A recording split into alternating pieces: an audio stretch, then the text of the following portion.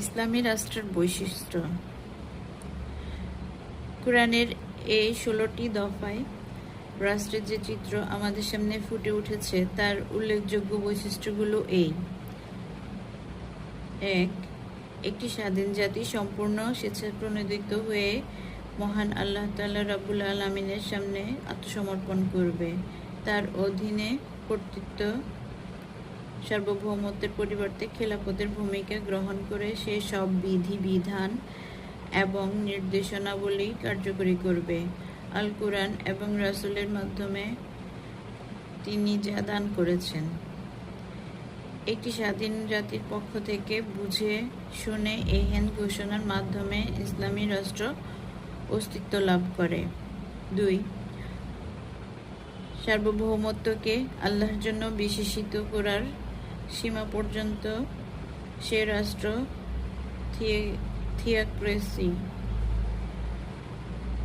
থিওক্রেসির বুনিয়াদী দর্শনের সাথে একমত, কিন্তু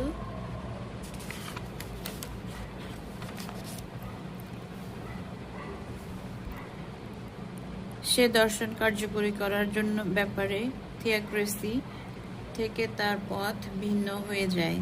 ধর্মীয় যাজকদের কোনো বিশেষ শ্রেণীকে আল্লাহ বিশেষ ক্ষমতার ধারক বাহক করা এবং হিল ও আকদ এর সমস্ত ক্ষমতা এই শ্রেণীর হাতে ন্যস্ত করার পরিবর্তে ইসলামী রাষ্ট্র দেশের সীমার মধ্যে বসবাসকারী সমস্ত ঈমানদারকে, যারা স্বেচ্ছায় সজ্ঞানে আল্লাহ রাব্বুল আলামিনের সামনে আত্মসমর্পণের জন্য প্রতিজ্ঞাবদ্ধ, আল্লাহর খেলাফতের ধারক বাহক প্রতিপন্ন করে। হিল ও আকদের চূড়ান্ত ক্ষমতা সামগ্রিকভাবে তাদের হাতে ন্যস্ত করে। 3. রাষ্ট্রের প্রতিষ্ঠা, পরিবর্তন, পরিচালন সম্পূর্ণভাবে জনগণের রায় অনুযায়ী হতে হবে। জমহুরিয়াতের এই নীতিতে ইসলামী রাষ্ট্র গণতন্ত্রের সাথে একমত, কিন্তু ইসলামী রাষ্ট্রের জনগণ লাগামহীন নয়।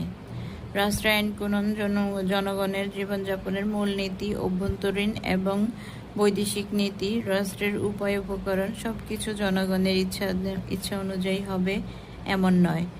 এমনও হতে পারে যে এদিকে একজন ঝুঁকে পড়বে, ইসলামী রাষ্ট্রও সেদিকে নুয়ে পড়বে।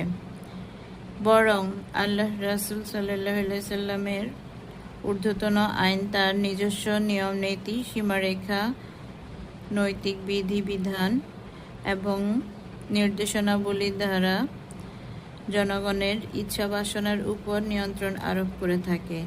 রাষ্ট্র এমন এক সুনির্দিষ্ট পথে চালিত হয় তার পরিবর্তে সাধনের ক্ষমতা, ইখতিয়ার, শাসন বিভাগ, আইন বিভাগ, বিচার বিভাগ কারোই নেই। সামগ্রিকভাবে গোটা জাতিরও নেই যে সেই ইখতিয়ার। তবে হ্যাঁ, যদি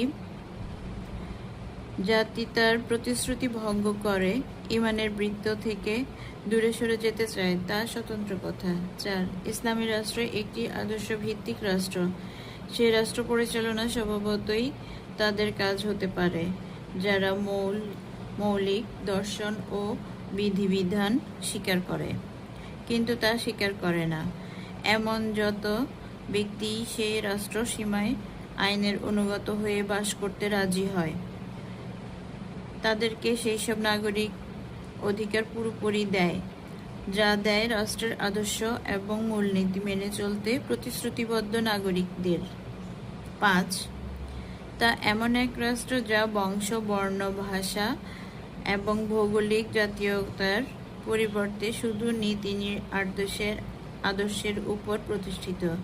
পৃথিবীর যে কোনো অঞ্চলের মানবজাতির যে কোনো সদস্য ইচ্ছা করলে সেসব মূলনীতি স্বীকার করে নিতে পারে, কোনো প্রকার ভেদ বৈষম্য ছাড়াই সম্পূর্ণ সমান অধিকার নিয়ে সে ব্যবস্থার অন্তর্ভুক্ত হতে পারে। এই আদর্শের ভিত্তিতে বিশ্বের সেখানেই কোনো রাষ্ট্র প্রতিষ্ঠিত হবে নিশ্চিত, তা হবে ইসলামী রাষ্ট্র।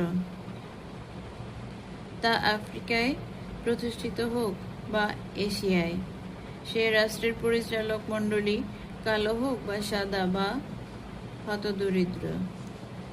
এই ধরনের একটি নিরঙ্কুশ আইনভিত্তিক রাষ্ট্রের বিশ্ব রাষ্ট্রে রূপান্তরিত হওয়ার কোনো প্রতিবন্ধকতা নেই। পৃথিবীর বিভিন্ন অঞ্চলেও যদি এই ধরনের অনেক রাষ্ট্র প্রতিষ্ঠিত হয়, তাও হবে ইসলামী রাষ্ট্র। কোনো জাতীয়তাবাদী দ্বন্দ্ব সংঘাতের পরিবর্তে সেই সব রাষ্ট্রের মধ্যে পরিপূর্ণ ভ্রাতৃসুলভ সহযোগিতা সম্ভব। কোনো এক সময় তারা একমত হয়ে বিশ্ব ফেডারেশন ও প্রতিষ্ঠা করতে পারে। 6. রাজনীতিকে স্বার্থের পরিবর্তে নীতি নৈতিকতার অনুগত করা এবং আল্লাহভীতি ফরেজগারির সাথে তা পরিচালনা করা সেই রাষ্ট্রের মৌল প্রাণশক্তি। নৈতিক চারিত্রিক শ্রেষ্ঠত্বই সেখানে শ্রেষ্ঠত্বের একমাত্র ভিত্তি, একক মানদণ্ড। সে রাষ্ট্রের পরিচালক মণ্ডলী এবং আহলুল হিল ওয়াল আকদ এর নির্বাচনের ব্যাপারে শারীরিক মানসিক যোগ্যতার সাথে নৈতিক পবিত্রতাও সর্বাধিক লক্ষণীয় ও গুরুত্বপূর্ণ বিষয়। তার সকল অভ্যন্তরীণ প্রশাসন বিভাগকেও পরিচালিত হতে হবে দিয়ানাত, আমানাত, সততা, বিশ্বস্ততা, পক্ষপাতমুক্ত, নির্ভীক, ইনসাফ, সুবিচারের ভিত্তিতে। আর তার বৈদেশিক নীতিকেও প্রতিষ্ঠিত হতে হবে সম্পূর্ণ সত্যতা ও ন্যায়নিষ্ঠা, চুক্তি অঙ্গীকারের প্রতি আস্থা, শান্তিপ্রিয়তা, আন্তর্জাতিক সুবিচার এবং সদাচরণের ভিত্তির উপর। 7. নিছক পুলিশের দায়িত্ব পালন করার জন্য এই রাষ্ট্র নয়, শুধু আইন শৃঙ্খলা প্রতিষ্ঠা করা এবং আমাদের দেশের সীমান্ত রক্ষা করা তার কাজ নয়, বরং তা হচ্ছে একটি আদর্শভিত্তিক রাষ্ট্র। সামাজিক সুবিচার, ন্যায়ের বিকাশ আর অন্যায়ের বিনাশ সাধনের নিমিত্ত তাকে নেতিবাচকভাবে কাজ করতে হবে। 8. অধিকার, মর্যাদা এবং সুযোগ সুবিধার সাম্য, আইনের শাসন, ভালো কাজে সহযোগিতা, খারাপ কাজে অসহযোগিতা, আল্লাহর সামনে দায়িত্বের অনুভূতি, অধিকারের চেয়েও বড় করে কর্তব্যের অনুভূতি, ব্যক্তি, সমাজ এবং রাষ্ট্র সকলের এক লক্ষ্যে ঐক্যমত্য, সমাজের কোনো ব্যক্তিকে জীবনযাপনের অপরিহার্য উপকরণ থেকে বঞ্চিত থাকতে না দেয়া, এসব হচ্ছে সেই রাষ্ট্রের মৌলিক মূল্যমান।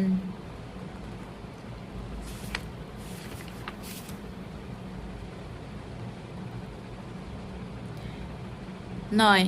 এই ব্যবস্থায় ব্যক্তি এবং রাষ্ট্রের মধ্যে এমন এক ভারসাম্য প্রতিষ্ঠিত করা হয়েছে যে রাষ্ট্র লাগামহীন এবং সামগ্রিক ক্ষমতার অধিকারী হয়ে ব্যক্তিকে নিরীহ দাসে পরিণত করতে পারে না, আর ব্যক্তিও সীমাহীন স্বাধীনতা পেয়ে ঔদ্ধত্যপরায়ণ এবং সামাজিক স্বার্থের দুশমন হতে পারে না। এতে ব্যক্তিকে একদিকে মৌলিক অধিকার দিয়ে এবং রাষ্ট্রকে ঊর্ধ্বতন আইন এবং শুরার অনুগত করে ব্যক্তি সত্তার উদ্ভব বিকাশের সকল সুযোগ সুবিধা দান করা হয়েছে।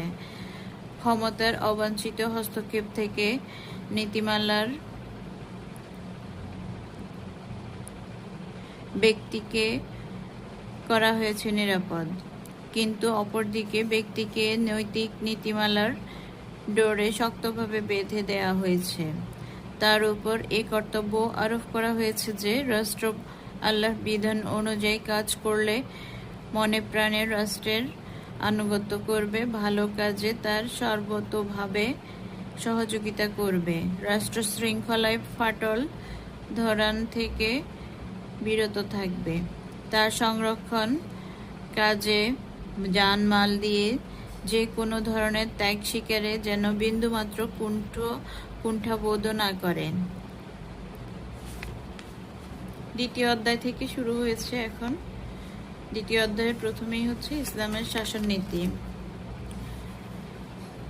ইতিপূর্বে কুরআন মাজিদের যে রাজনৈতিক শিক্ষা বর্ণিত হয়েছে তা বাস্তবে রূপান্তরিত করাই ছিল রাসূল সাল্লাল্লাহু আলাইহি ওয়াসাল্লামের কাজ। তার নেতৃত্বে ইসলামের অভ্যুদয়ের পর যে মুসলিম সমাজ অস্তিত্ব লাভ করে এবং হিজরতের পর রাজনৈতিক শক্তি অর্জন করে, তা যে রাষ্ট্রের রূপ গ্রহণ করে। তার ভিত্তি প্রতিষ্ঠিত ছিল কুরআন মাজিদের রাজনৈতিক শিক্ষার উপর। ইসলামী শাসন ব্যবস্থায় নির্মুক্ত বৈশিষ্ট্য তাকে অন্যান্য শাসন ব্যবস্থা থেকে পৃথক করে। 1. আল্লাহ আইনের কর্তৃত্ব। এই রাষ্ট্রের প্রথম মূলনীতি ছিল এই যে একমাত্র আল্লাহ তাআলাই সার্বভৌমত্বের অধিকারী এবং ঈমানদারদের শাসন হচ্ছে মূলত খেলাফত বা আল্লাহ তাআলার প্রতিনিধিত্বশীল শাসন। কাজেই বলগাহীনভাবে কাজ করার তার কোনো দরকার নেই, বরং আল্লাহর কিতাব ও তার রাসূল সাল্লাল্লাহু আলাইহি সাল্লামের সুন্নাতের উৎস থেকে উৎসরিত আল্লাহর আইনের অধীনে কাজ করা তার অপরিহার্য কর্তব্য। কুরআন মাজিদের যেসব আয়াতে এই মূলনীতি বর্ণিত হয়েছে, আগের অধ্যায়ে আমরা তা উল্লেখ করেছি। তার মধ্যে বিশেষ করে নির্মুক্ত আয়াতগুলো এ ব্যাপারে একান্ত স্পষ্ট। সূরা নিসার 59, 64, 65, 80, 105 আয়াত, সূরা আল মাইদার 44, 45, 47 আয়াত, সূরা আল আরাফ 3, সূরা ইউসুফের 40, সূরা আন-নূরের 54, 55 আয়াত, সূরা আল আহজাবের 36 এবং সূরা আল হাশরের 7 নম্বর আয়াত। নবী সাল্লাল্লাহু আলাইহি সাল্লাম তার অসংখ্য বাণীতে এই মূলনীতি অত্যন্ত স্পষ্টভাবে ব্যক্ত করেছেন। আল্লাহর কিতাব মেনে চলা আমাদের জন্য অপরিহার্য। আল্লাহর কিতাব যা হালাল করে দিয়েছেন তোমরা তাকে হালাল মনে করো, আর যা হারাম করেছে তোমরা তাকে হারাম মনে করো। আল্লাহ তাআলা কিছু ফারায়েজ নির্ধারণ করে দিয়েছেন, তোমরা তা নষ্ট করো না। কিছু হারাম বিষয় নির্দিষ্ট করেছেন, তোমরা তা লঙ্ঘন করো না। কিছু সীমা নির্ধারণ করেছেন, তোমরা তা অতিক্রম করো না। ভুল না করেও কিছু ব্যাপারে মৌনতা অবলম্বন করেছেন,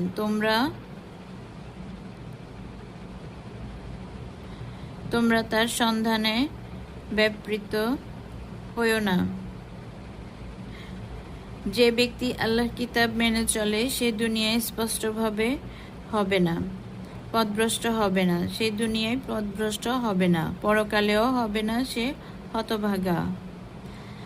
আমি তোমাদের জন্য দুটি জিনিস রেখে যাচ্ছি, যতক্ষণ তোমরা তা দৃঢ়ভাবে ধারণ করে থাকবে কখনো পথভ্রষ্ট হবে না। আল্লাহর কিতাব ও তার রাসূলের সুন্নাহ। আমি তোমাদেরকে সে বিষয়ে নির্দেশ দিয়েছি তা গ্রহণ করো। আমি তোমাদেরকে যে বিষয়ে নির্দেশ দিয়েছি তোমরা তা গ্রহণ করো, আর যে বিষয় থেকে বারণ করেছি তা থেকে তোমরা বিরত হও। 2. আদল সকল মানুষের প্রতি সুবিচার।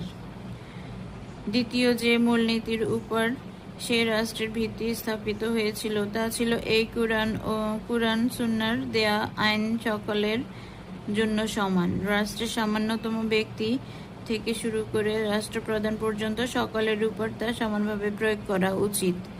তাতে কারোর জন্য কোনো ব্যতিক্রমধর্মী আচরণের বিন্দুমাত্র অবকাশ নেই।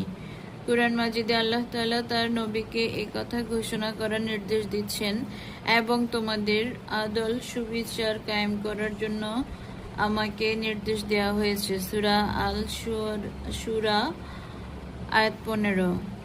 অর্থাৎ পক্ষপাত মুক্ত সুবিচার নীতি অবলম্বন করার জন্য আমি আদৃষ্ট ও নিয়োজিত। পক্ষপাতিত্বের নীতি অবলম্বন করে কারো পক্ষে বা বিপক্ষে যাওয়া আমার কাজ নয়। সকল মানুষের সাথে আমার সম্পর্ক তা হচ্ছে আদল ও সুবিচারের সম্পর্ক। সত্য যার পক্ষে আমি তার সাথী, সত্য যার বিরুদ্ধে আমি তার বিরোধী। আমার দিনে কারোর জন্য কোনো পার্থক্যমূলক ব্যবহারের অবকাশ নেই। আপন পর, ছোট বড়,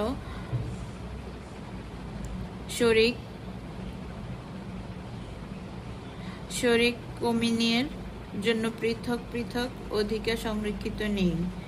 যা সত্য তা সকলের জন্যই সত্য, যা গুনাহ তা সকলের জন্যই গুনাহ, যা হারাম তা সবার জন্যই হারাম, যা হালাল তা সবার জন্যই হালাল, যা ফরজ তা সকলের জন্যই ফরজ। আল্লাহর আইনের এই সর্বব্যাপী প্রভাব থেকে আমার নিজের সত্তাও মুক্ত নয় ব্যতিক্রম। নবী সাল্লাল্লাহু আলাইহি সাল্লাম নিজে এই মূলনীতি বর্ণনা করেছেন এইভাবে: তোমাদের পূর্বে যেসব উম্মত অতিক্রান্ত হয়েছে তারা এই জন্য ধ্বংস হয়েছে যে নিম্ন পর্যায়ের অপরাধীদেরকে আইন অনুযায়ী শাস্তি দান করত আর উচ্চ পর্যায়ের অপরাধীদেরকে ছেড়ে দিত। সেই সত্তার শপথ যার হাতে মুহাম্মাদের প্রাণ নিহত। মুহাম্মাদের আপন কন্যা ফাতেমাও যদি চুরি করত তবে আমি অবশ্যই তার হাত কেটে ফেলতাম। হযরত উমর রাদিয়াল্লাহু তাআলা বলেন, আমি নিজে রাসূল সাল্লাল্লাহু আলাইহি সাল্লামকে আপন সত্তা থেকে প্রতিশোধ গ্রহণ করতে দেখেছি। ৩. মুসলমানদের মধ্যে সাম্য। এই রাষ্ট্রের তৃতীয় মূলনীতি ছিল বংশবর্ণ, ভাষা এবং দেশকাল নির্বিশেষে সকল মুসলমানের অধিকার সমান। এই রাষ্ট্রের পরিসীমায় কোনো ব্যক্তি, গোষ্ঠী, দল, বংশ বা জাতি কোনো বিশেষ অধিকার লাভ করতে পারে না। অন্যের মোকাবিলায় কারো মর্যাদা খাটোও হতে পারে না। কুরআন মাজিদে আল্লাহ তাআলা বলেন, মুমিনরা একে অন্যের ভাই। সূরা আল হুজরাত আয়াত 10। হে মানবজাতি, এক পুরুষ এবং এক নারী থেকে তোমাদেরকে সৃষ্টি করেছি আর তোমাদেরকে নানা গোত্র, নানা জাতিতে বিভক্ত করেছি যেন তোমরা একে অপরকে চিনতে পারো। মূলত আল্লাহর নিকট তোমাদের মধ্যে যে ব্যক্তি সবচেয়ে বেশি সম্মানী, যে সবচেয়ে বেশি আল্লাহকে ভয় করে, সে ব্যক্তি সবচেয়ে বেশি সম্মানা, যে সবচেয়ে বেশি আল্লাহকে ভয় করে। সূরা আল হুজরাত আয়াত 13। নবী সাল্লাল্লাহু আলাইহি সাল্লামের নিম্নোক্ত উক্তি এই মূলনীতিকে আরো স্পষ্ট করে ব্যক্ত করেছেন। আল্লাহ তোমাদের চেহারা এবং ধন সম্পদের দিকে তাকান না, বরং তিনি তোমাদের অন্তর ও কার্যগুলির দিকে তাকান। মুসলমানরা ভাই ভাই, কারো উপর কারো কোনো ফজিলত নেই তাকওয়া ছাড়া। হে মানবজাতি, শোনো, তোমাদের রব এক। অনারবের উপর আরবের বা আরবের উপর অনারবের কোনো মর্যাদা নেই। সাদার উপর কালোর বা কালোর উপর সাদারও নেই কোনো শ্রেষ্ঠত্ব। হ্যাঁ, অবশ্যই তাকওয়ার বিচারে। যে ব্যক্তি সাক্ষ্য দেয় যে আল্লাহ ছাড়া কোনো ইলাহ নেই, আমাদের কেবলার দিকে মুখ করে আমাদের মতো সালাত আদায় করে, আমাদের জবাই করা জন্তু খায়, সে মুসলমান। মুসলমানের যে অধিকার তারও সে অধিকার, মুসলমানের যে কর্তব্য তারও সে কর্তব্য। সকল মুমিনের রক্তের মর্যাদা সমান। অন্যের মোকাবেলায় তারা সবাই এক। তাদের একজন সামান্যতম ব্যক্তিও তাদের পক্ষ থেকে দায়িত্ব নিতে পারে না। মুসলমানদের ওপর জিজিয়া আরোপ করা যেতে পারে না।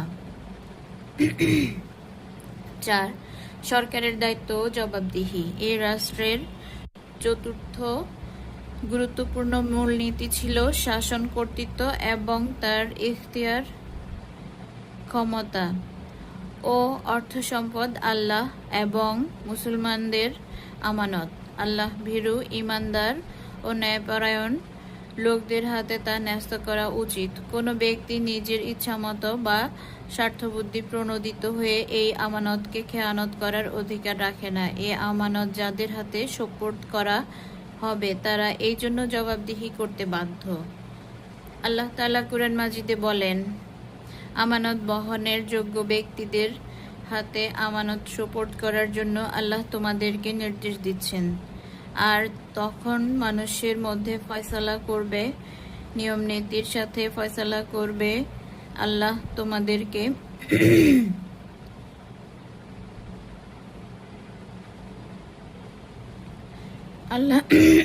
আল্লাহ তোমাদেরকে ভালো উপদেশ দিচ্ছেন। নিশ্চয়ই আল্লাহ সব শুনেন ও দেখেন। সাবধান, রাসূল সাল্লাল্লাহু আলাইহি সাল্লাম বলেছেন, সাবধান, তোমাদের প্রত্যেকেই দায়িত্বশীল এবং প্রত্যেকেই তার দায়িত্ব সম্পর্কে জবাবদিহি করতে হবে। মুসলমানদের সবচেয়ে বড় নেতা রাসূল সাল্লাল্লাহু আলাইহি সাল্লাম বলেন, সাবধান, তোমাদের প্রত্যেকেই দায়িত্বশীল এবং প্রত্যেকেই তার দায়িত্ব সম্পর্কে জবাবদিহি করতে হবে। মুসলমানদের সবচেয়ে বড় নেতা যিনি সকলের উপর শাসক হন, তিনিও দায়িত্বশীল, তাকেও তার দায়িত্ব সম্পর্কে জবাবদিহি করতে হবে। যিনি মুসলমান প্রজাতিদের কাজ কারবারের প্রধান দায়িত্বশীল, কোনো শাসক যদি তাদের সাথে প্রতারণা বা এবং খেয়ানতকারীর অবস্থায় মারা যান, তাহলে আল্লাহ তার জন্য জান্নাত হারাম করে দেবেন। মুসলিম রাষ্ট্রের কোনো পদাধিকারী শাসক যিনি নিজের পদের দায়িত্ব পালন করার জন্য প্রাণপণ চেষ্টা সাধন করেন না, নিষ্ঠার সাথে কাজ করেন না, তিনি কখনো মুসলমানদের সাথে জান্নাতে প্রবেশ করবেন না। নবী সাল্লাল্লাহু আলাইহি সাল্লাম হযরত আবু বকরকে বলেন, আবু জারকে বলেন, আবু জার, তুমি দুর্বল মানুষ, আর সরকারের পদমর্যাদা একটা আমানত। কিয়ামতের দিন তা লজ্জা এবং অপমানের কারণ হবে। অবশ্য তার জন্য নয় যে পুরোপুরি তার হক আদায় করে এবং তার উপর অর্পিত দায়িত্ব যথাযথভাবে পালন করে। শাসকের জন্য আপন প্রজাদের মধ্যে ব্যবসা করা সবচেয়ে নিকৃষ্ট খেয়ানত।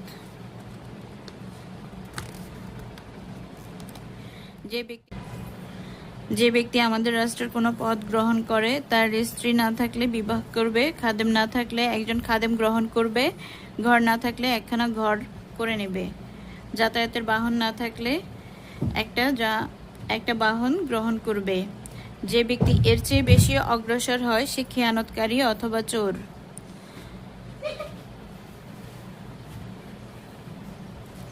হযরত আবু বকর সিদ্দিক রাদিয়াল্লাহু বলেন, যে ব্যক্তি শাসক হবে তাকে সবচেয়ে কঠিন হিসেব দিতে হবে আর সবচেয়ে কঠিন আযাবের আশঙ্কায় পতিত হবে।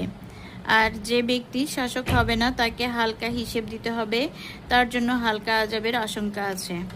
কারণ শাসকের মাধ্যমে মুসলমানদের উপর জুলুমের সম্ভাবনা অনেক বেশি, আর যে ব্যক্তি মুসলমানদের উপর জুলুম করে সে আল্লাহর সাথে বিশ্বাসঘাতকতা করে।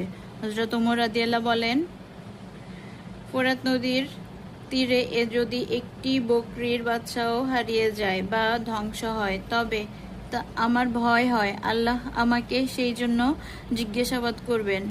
5. শুরা বা পরামর্শ। এই রাষ্ট্রের পঞ্চম গুরুত্বপূর্ণ মূলনীতি ছিল মুসলমানদের পরামর্শ এবং তাদের পারস্পরিক সম্মতিক্রমে রাষ্ট্রপ্রধান নিযুক্ত হতে হবে। তাকে রাষ্ট্রীয় ব্যবস্থা পরিচালনাও করতে হবে পরামর্শের ভিত্তিতে। কুরআন মাজিদে বলা হয়েছে, আর মুসলমানদের কাজকর্ম সম্পন্ন হয় পারস্পরিক পরামর্শের ক্রমে। সূরা আশ-শুরা আয়াত 38। হে নবী, কাজকর্মে তাদের সাথে পরামর্শ করো। হযরত আলী রাদিয়াল্লাহু তাআলা আনহু বলেন, আমি রাসূল সাল্লাল্লাহু আলাইহি সাল্লামকে খেদমতে আরজ করি যে আপনার পর আমাদের সামনে যদি এমন কোনো বিষয় উপস্থাপিত হয় সেই সম্পর্কে কুরআনে কোনো নির্দেশ না থাকে এবং আপনার কাছ থেকেও সেই ব্যাপারে আমরা কিছু না শুনে থাকি, তখন আমরা কি করব? তিনি বললেন, এই ব্যাপারে দ্বীনের জ্ঞান সম্পন্ন এবং ইবাদতগুজার ব্যক্তিদের সাথে পরামর্শ করো এবং কোনো ব্যক্তি বিশেষের রায় অনুযায়ী ফয়সালা করবে না। হযরত ওমর রাদিয়াল্লাহু তাআলা বলেন, মুসলমানদের পরামর্শ ছাড়া যে ব্যক্তি তার নিজের বা অন্য কারো নেতৃত্বের প্রতি আহ্বান জানায় তাকে হত্যা না করা তোমাদের জন্য হালাল নয়।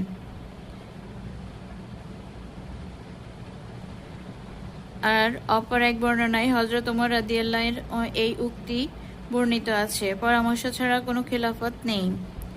6. ভালো কাজে আনুগত্য। ষষ্ঠ মূলনীতি যার উপর এই রাষ্ট্র প্রতিষ্ঠিত হয়েছিল এই ছিল যে কেবলমাত্র মারুফ ভালো কাজেই সরকারের আনুগত্য অপরিহার্য, পাপাচার আনুগত্য পাওয়ার অধিকার কারোর নেই। অন্য কথায় এই মূলনীতি তাৎপর্য এই যে সরকার এবং সরকারি কর্মকর্তাদের কেবল সেই সব নির্দেশই তাদের অধীন ব্যক্তিবর্গ এবং প্রজাবৃন্দের জন্য মেনে চলা ওয়াজিব, যা আইনানুগ। আইনের বিরুদ্ধে নির্দেশ দেওয়ার তাদের কোনো অধিকার নেই, তা মেনে চলাও কারো উচিত নয়। কুরআন মাজিদে স্বয়ং রাসূল সাল্লাল্লাহু আলাইহি সাল্লামের বায়াত আনুগত্যের শপথ গ্রহণকেও মারুফ আনুগত্যের শর্তে শর্তযুক্ত করা হয়েছে, অথচ তার পক্ষ থেকে কোনো মাসিয়াত অর্থাৎ পাপাচারের নির্দেশ আসার কোনো প্রশ্নই ওঠে না, এবং কোনো মারুফ কাজে তারা আপনার নাফরমানি অবাধ্যতা করবে না। সূরা আল মুমতাহিনা আয়াত 12। রাসূল সাল্লাল্লাহু আলাইহি সাল্লাম বলেন, একজন মুসলমানের উপর তার আমিরের আনুগত্য করা, শোনা এবং মেনে চলা ফরজ। তার উপর পছন্দ হোক বা না হোক, যতক্ষণ তাকে কোনো মাসিয়াত পাপাচারের নির্দেশ না দেয়া হয়। মাসিয়াত এর নির্দেশ দেয়া হলে কোনো আনুগত্য নেই। আল্লাহর নাফরমানিতে কোনো আনুগত্য নেই। আনুগত্য কেবল মারুফ কাজে। নবী সাল্লাল্লাহু আলাইহি সাল্লাম বিভিন্ন উক্তিতে বিভিন্নভাবে এই বিষয়টি উল্লেখিত করেছেন। কোথাও তিনি বলেছেন যে আল্লাহ নাফরমানি করে তার জন্য কোনো আনুগত্য নেই। কখনো বলেছেন স্রষ্টার নাফরমানিতে সৃষ্টির কোনো আনুগত্য নেই। কখনো বলেছেন যে আল্লাহর আনুগত্য করে না তার জন্য কোনো আনুগত্য নেই। কখনো বলেছেন যে শাসক তোমাকে কোনো মাসিয়াতের নির্দেশ দেয় তার আনুগত্য করো না। হযরত আবু বকর রাদিয়াল্লাহু তার এক ভাষণে বলেন, যে ব্যক্তিকে মুহাম্মদ সাল্লাল্লাহু আলাইহি সাল্লামের উম্মতের কোনো কাজের দায়িত্ব দেয়া হয়েছে কিন্তু সে লোকদের মধ্যে আল্লাহর কিতাব অনুযায়ী কাজ করেনি, তার উপর আল্লাহর লানত অভিসম্পাত। এ কারণেই খলিফা হওয়ার পর তিনি তার প্রথম ভাষণেই ঘোষণা করেছিলেন, যতক্ষণ আমি আল্লাহ এবং তার রাসূলের আনুগত্য করি তোমরা আমার আনুগত্য করো। যখন আমি আল্লাহ এবং তার রাসূলের নাফরমানি করব তখন তোমাদের উপর কোনো আনুগত্য নেই, তখন আমার উপর কোনো আনুগত্য নেই তোমাদের। হযরত আলী রাদিয়াল্লাহু বলেন, আল্লাহ নাজিল করা বিধান অনুযায়ী ফয়সালা করা এবং আমানত আদায় করে দেয়া মুসলমানদের শাসকদের উপর ফরজ। শাসক যখন এইভাবে কাজ করে তখন তা শোনা ও মেনে চলা এবং তাদেরকে আহ্বান জানালে তাতে সাড়া দেয়া লোকদের কর্তব্য। একদা তিনি তার এক ভাষণে বলেছিলেন, আল্লাহ আনুগত্য করে আমি তোমাদেরকে যে নির্দেশ দেই তা মেনে চলা তোমাদের উপর ফরজ। সে নির্দেশ তোমাদের পছন্দ হোক বা না হোক। আর আল্লাহ নাফরমানি করে আমি তোমাদেরকে যে নির্দেশ দেই তাতে আল্লাহর সাথে মাসিয়াত বা পাপাচারের ক্ষেত্রে কারো জন্য আনুগত্য নেই। আনুগত্য কেবল মারুফে।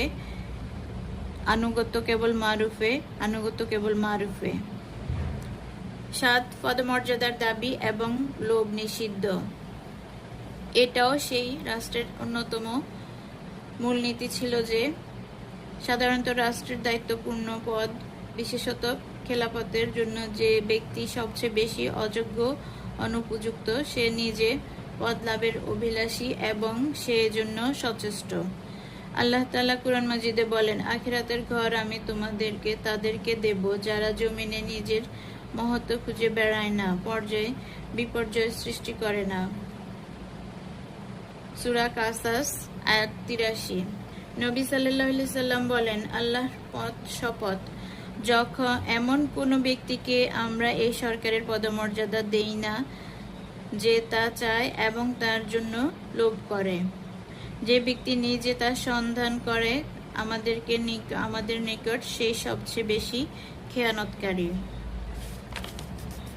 আমরা এমন কোনো ব্যক্তিকে আমাদের সরকারি কর্মচারী হিসেবে গ্রহণ করি না যে নিজে উক্ত পদের অভিলাষী।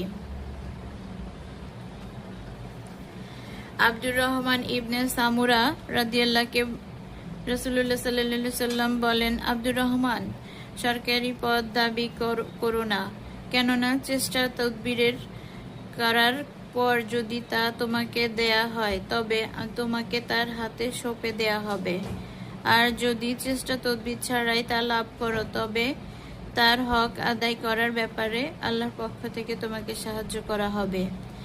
৮. রাষ্ট্রের মূলনীতি।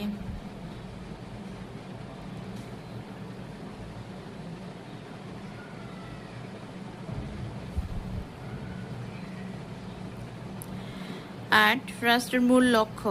এই রাষ্ট্রের শাসক এবং তার সরকারের সর্বপ্রথম কর্তব্য এই সাব্যস্ত হয়েছিল যে কোনো রকম পরিবর্ধন ছাড়াই যথাযথভাবে সে ইসলামী জীবনযাপন প্রতিষ্ঠা করবে। ইসলামের চারিত্রিক মানদণ্ড অনুযায়ী ভালো ও সৎ গুণাবলীর বিকাশ এবং মন্দ ও অসৎ গুণাবলীর বিনাশ সাধন করবে। কুরআন মাজিদে এই রাষ্ট্রের মূল লক্ষ্য সম্পর্কে বলা হয়েছে, মুসলমান তারা যাদেরকে আমি পৃথিবীতে ক্ষমতা দান করলে তারা সালাত কায়েম করে, যাকাত আদায় করে, ভালো কাজে নির্দেশ দেয় ও মন্দ কাজ থেকে বারণ করে। সূরা আল হাজ আয়াত ৪১। কুরআনের দৃষ্টিতে মুসলমান মিল্লাতের অস্তিত্বের মূল লক্ষ্য এইটি। এমনি করে আমি তোমাদেরকে একটি মধ্যপন্থী উম্মাত বা ভারসাম্যপূর্ণ পথে অবিচল উম্মাত করেছি, যেন তোমরা লোকদের উপর সাক্ষী হও আর রাসূল সাক্ষী হন তোমাদের উপর। সূরা আল বাকারা আয়াত ১৪৩। তোমরা যে সর্বোত্তম উম্মত, মানুষের সংশোধন এবং পথ প্রদর্শনের জন্য যাদেরকে সৃষ্টি করা হয়েছে, তোমরা ভালো কাজের আদেশ দেবে, মন্দ কাজ থেকে বারণ করবে এবং আল্লাহর প্রতি ঈমান রাখবে। এছাড়া যে কাজের জন্য মুহাম্মদ সাল্লাল্লাহু আলাইহি সাল্লাম এবং তার পূর্বইকার সকল নবী রাসূল আদিষ্ট ছিলেন, কুরআনের দৃষ্টিতে তা ছিল এই: দিন কায়েম করো এবং তাতে বিভিন্ন বিচ্ছিন্ন হয়ো না। সূরা আশ-শুরা আয়াত ১৩। অমুসলিম বিশ্বের মোকাবিলায় তার সকল চেষ্টা সাধনাই ছিল এই উদ্দেশ্য, দিন যেন সর্বতোভাবেই আল্লাহর জন্য নির্ধারিত হয়ে যায়। সূরা আনফাল আয়াত ৩৯। অন্যান্য সকল নবী রাসূলের উম্মতের মতো তার উম্মতের জন্য আল্লাহর নির্দেশ ছিল, তারা নিজের দিনকে একমাত্র আল্লাহর জন্য নির্ধারিত করে একনিষ্ঠভাবে আল্লাহর বন্দেগী করবে। সূরা আল বাইয়ানা আয়াত ৫। এই জন্য তার প্রতিষ্ঠিত রাষ্ট্রের সর্বপ্রথম কাজ ছিল দিনের পরিপূর্ণ ব্যবস্থাকে কায়েম করা, তার মধ্যে এমন কোনো সংমিশ্রণ হতে না দেয়া যা মুসলিম সমাজে দ্বিমুখী নীতি সৃষ্টি করে। এই শেষ বিষয়টি সম্পর্কে নবী সাল্লাল্লাহু আলাইহি সাল্লাম তার সাহাবী ও স্থলাভিষিক্তদের কঠোরভাবে সতর্ক করে দিয়েছিলেন। আমাদের এই দিনে যে ব্যক্তি এমন কোনো বিষয় উদ্ভাবন করবে যা তার পর্যায়ভুক্ত নয়, তা প্রত্যাখ্যাত। সাবধান, নব উদ্ভাবিত বিষয় থেকে বিরত থাকবে, কারণ সকল নব উদ্ভাবিত বিষয়ই বেদাত, আর সকল বেদাতই গুমরাহি, পথভ্রষ্টতার অন্তর্ভুক্ত। যে ব্যক্তি কোনো বেদাত উদ্ভাবককে সম্মান করে, সে ইসলামের মূলোৎপাটনে সাহায্য করে। এই প্রসঙ্গে আমরা তার এই উক্তিও দেখতে পাই যে তিন ব্যক্তি আল্লাহ সবচেয়ে বেশি না পছন্দ। তাদের একজন হচ্ছে সেই ব্যক্তি যে ইসলামে কোনো জাহিলি রীতিনীতির প্রচলন করতে চায়। ৯ আমর বিল মারুফ ও নাহি আনিল মুনকারের অধিকার এবং কর্তব্য।